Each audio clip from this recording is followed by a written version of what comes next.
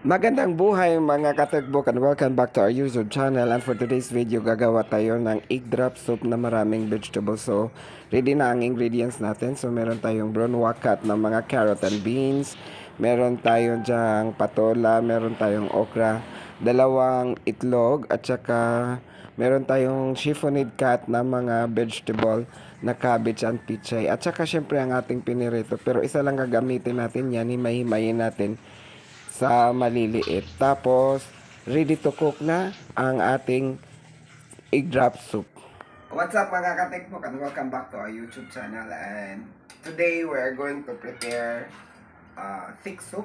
Example lang para sa preparation ng egg dishes. Para sa project 1, soup preparation, gagawa tayo ng egg drop soup. Pero ang gagamitin natin, hindi karne, kundi isda. So, hindi naman kailangan requirement na kailangan karne. Kung ano lang yung available nyo, pwede nyo gawin. So, papakita ko sa inyo kung paano gawin ang simple na egg drop soup para sa inyong presentation para sa project 1 during assessment. Ang pinakamadali. Okay? Pinakamadali. So, ito yung gagawin natin ngayon. So, sundan nyo ang video na to para makuha nyo ang technique kung paano siya gawin at paano i-plating, paano siya i-present. So, watch the video. So, painitin mo na ang ating frying pan. Kung walang frying pan, pwede dito gamitin kasirola mga maring. So, lagay ng konting oil. Painitin natin siya mga maring. Tapos, ilagay na natin ang maliit natin na sinislice na sibuyas. Maliit lang yan, kalahati lang ginagamit ko, hindi naman kailangan marami. At saka dalawang cloves ng garlic. Okay, pasensya na mga maringmid sa boses ko kasi bagong huswa. Tinaptan sa sakit ginoo ko. So nilagay na natin mga maring ang ating hinimay-himay na piritong isda. Again, optional lang to kung anong gusto nyo, pwede karne, pero ito ginagamitan ko ng isda. So nilagay na natin ang ating brown wakat na mga carrots at saka beans. So, ganyan mga maring ang pagluto. Mga maring ha, unahin ang mga matitigas.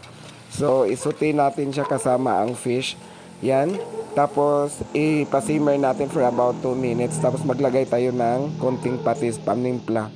At saka, sarap mga maring at saka pang aroma. Naglagay tayo ng Knorr seasoning. Yung paglagay ng patola mga ring, optional lang yan. Kung ayaw nyo lagyan, okay lang. Ako kasi mahilig ako sa okra at saka patola. Naglagay ako ng okra mga maring kasi ang thick soup kasi kailangan natin ng raw, yung combination ng water at saka starch. Pero ayaw kong gumamit ng starch, nilagay ko ng okra kasi yung okra malapot na siya pag maluto. So, pag maboil na yan mga maring, maglagay na tayo ng about 2 cups of water. So, i-boil lang natin siya mga maring hanggang maluto na yung mga vegetable. So, pwede niyo nang hindi kavera na makita nyo na nagboil siya. Tapos, maglagay ng paper. Ground paper ang ginagamit ko dyan mga maring para panbalansi sa alat. Tapos, katapos pag na-boiled na, lagay na natin ang ating mga chiffonade cut na mga cabbage and pichay. So, chiffonade cut mga maring, remember ha, mga student, chiffonade cut ang kalagay niyan. Tapos, i-ready na ang dalawang itlog. Pag matapos na siya mag-boil, pag ganyan na, briskly boiling na siya, i-drop mo na yung dalawang itlog. At saka, pag stir nito maring may technique para maganda yung egg drop soup nyo. Ganyan lang siya kapag stir. Huwag mong i-stir ng todo-todo kasi magmukhang scrambled egg yan. So ganyan, hayaan mo na yan. Pagka-stir niya yan, isang one direction lang, isang circular motion. Pag maglumapot na mga maring, pag ganyan na yung itsura, okay na yan. So, pwede nyo nang patayin yan at saka i-ready na yung plate para sa plating nyo. Sa presentation sa Cookery NC2, kailangan lang ng 250 ml.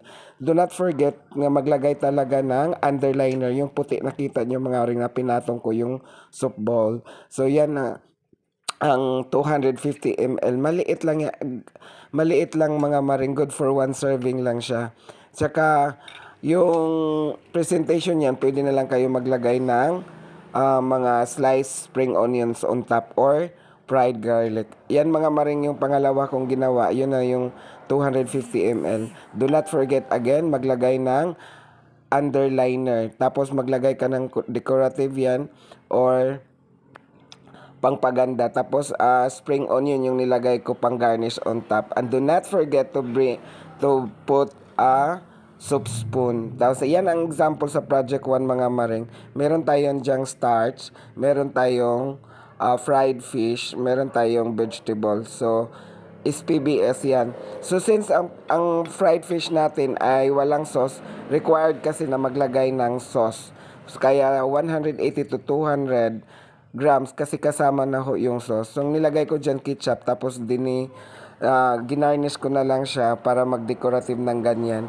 Yung different style mga maring sa pag-plating sa paglagay ng mga sauce, depende na sa gusto nyo at taste nyo. So yan ho ang example ng ating project 1. Ayan, maglagay tayo ng soup spoon. So meron na tayong soup, thick soup, meron na